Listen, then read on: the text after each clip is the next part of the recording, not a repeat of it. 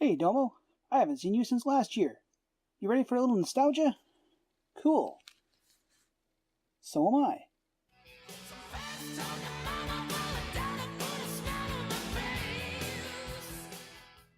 The year was 1988. A young proto-dub just got into this whole comics idea, and what did he find on the shelf? But this weird thing called Marvel Comics Presents. Now, those of you who weren't into comic books or weren't existent then, this is a series had several different shorter blocks. This was an anthology production, right? So this one here, number one, main reason I bought it, favorite character, right there. Just started reading Uncanny X-Men that year. This one had a beautiful story written by Chris Claremont, penciled by John Buscema, and it's as Wolverine can get. Second one is Man-Thing, and probably the trippiest Man-Thing story I've ever read. I'm going to say my favorite. I'm not a huge fan of Man-Thing, but this one, the artwork in this was friggin' incredible. Who did this one again? I recognize his artwork. Tom Grinberg. Anyway, it's kind of gloppy and messy and fits the... Let's get you a nice close-up of that. Look at that. That's on newsprint, okay? Imagine what this could look like in digital color on glossy paper like we get today. And then you got into Master of Kung Fu and some Silver Surfer, who I've never actually been a big fan of. Surfer's kind of boring for me. And this series went, oh geez, a lot of issues. I've got the whole run in one of my comic boxes, and it takes up a huge amount of space. It was, how to put this? It was character-centric stories spread over multiple, obviously over multiple issues, because you only get 5 pages in here. And let's take one quick look through here. I want you to tell me what you don't see. Okay, page by page by page by page, page by page. What did you not see in that? You know exactly what you didn't see. You didn't see a single ad in this entire book. Okay, I think it might have been a little smaller. It might have only been 20 pages, just so everyone got the same.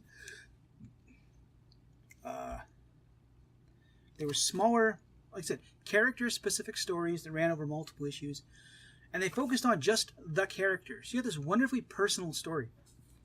The stuff that came out of this, you had the Wolverine Weapon X storyline, which laid out the origin of how he got his adamantium, and is still was like so well done that it impacted the whole rest of the run for him. You had the Colossus God's Country.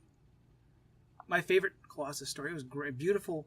The artwork was by Rick Leonardi, who's still one of my favorite Marvel artists. As you can see, this got drug around a lot. At the time of my life where I would drag as many comics as I could around with me, I was trying to learn how to draw the Marvel way. Yeah, there was a book, but the best way to learn how to draw the Marvel way was to just have Marvel comics. Well, here we are, 21 years later. 31 years later, yeah. 18, is that right? 88? 88, 98, 2008, 18. Yeah. 30 years later, Marvel Comics Presents returns.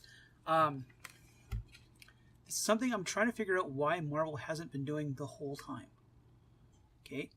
Again, it's an anthology title. You only got so many pages to worry about each issue. You can... a lot of these were given to guys that were well established, right?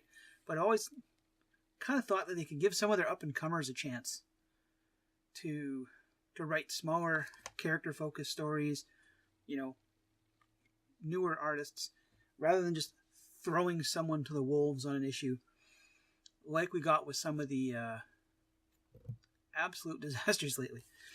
Anyway, so this only got 3 stories in it. I think it's 3. So Wolvie, Wolverine, Namor, and Captain America. And they're all good. I'm gonna say that. Starts with Wolvie by Charles Schul. I'm sure I've seen the penciler before. I'm sure I've seen him somewhere before. And we get this. I don't intend to spoil anything, so I'll have to cut out what I can. Again, artwork is. I want you to look at this. If I get the glare out of there, I want to look at that detail. That's beautiful. Well, it takes place in World War II. Wolvie's there as part of the Devil's Brigade. I would have to have references to find out how well the uniforms in that are. The art's great. It's that long. So where are we? We're 1, 2, 3, 4, 5, and an add. Because Marvel annotated. Okay, whatever. Greg Pak and Tom Coker give us this Namor story. I'm sure I've seen Coker's art before somewhere too. It just seems like I've seen it. It's a good story. It takes place in the middle of World War II. I don't want to spoil anything for it either, because I don't know if it's going to continue. Like, where did I put it? This one's the Wolvie story's got to be continued. The Namor has a the end, and Cap has a the end. That's why Anno-Senti. That's okay. I was wondering. I didn't look at that. The Cap story was a good story, and there's why. It's Greg Land, so it's going to look awesome. It's also going to be images you've seen elsewhere online, but I don't think it's got the O-face, the absolute everywhere O-face in it. We get this beautiful opening shot of Cap being amazing, and then there's this girl in the background watching him do stuff, and she's like, "Oh, I can do that too." This kid, and she tries and wipes up, gets right back on the bike, and then Cap gets to do his thing of being the everyman. I'm gonna leave you with that shot. Like, I'm not gonna lie, that would make a decent poster. Cap and some random chick, girl, out having a blast. Like, if you can't look at this and think, wow, that looks fun, okay, then there's something wrong with you. It's a well, but who cares? More Guardians of the Galaxy. Next issue, Wolvie, Mr. Fantastic, and Gorilla Man. I don't know why. I think Gorilla Man's probably only in it because he's in the latest Avengers book, which is turning into Agents of Wakanda, and I'm not interested in it. Beautiful Andy Cooper cover. Arthur Adams cover. Yeah, I'm hopeful for this. I'm really hopeful for this. With some of the nonsense that Marvel's done lately, this I'm fine with. The stories are still canon-ish, right? Logan has been around since, in Marvel continuity, 13 in the 1880s. You have a lot of history that you can. There's a lot of Wolvie history to work with. Like, there's a shitload of Wolvie history to work with, and they picked that, and I'm fine with it. I'm hoping to keep getting good artists. I'm hoping they keep getting good writers. I want to see 100 and some or 200 and some issues of that.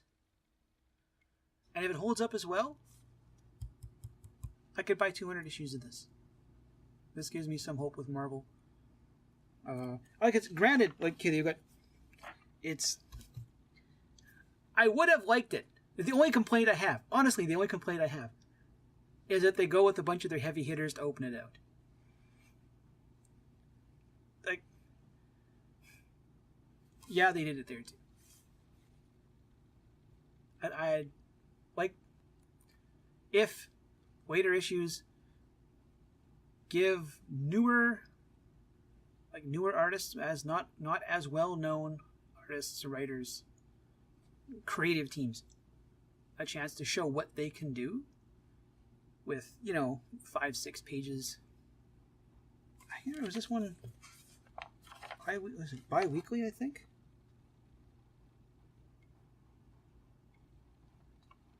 I can't remember. It's probably going to come out a bit faster. But if you can hand a team, you can hand a not as experienced team a project. Okay, you need 5 books, 5 pages every couple of weeks, guys. You can handle that, and you can give teams a chance to grow. And that's the only complaint I have about it. It's literally the only complaint I have, other than I think it cost me, was it $5 US, so closing in on $6 Canadian. Come on, guys, cut a hose or a break, will you? Anyway, yeah, back to the comic reviews. I hope to do way more of them in the future with bought books. I'm going to try to not shit on as many things. If I buy something and it's terrible, I'll tell you it's terrible. And if it's something I like and I think deserves a chance, I'll let you know. I will see you in the future.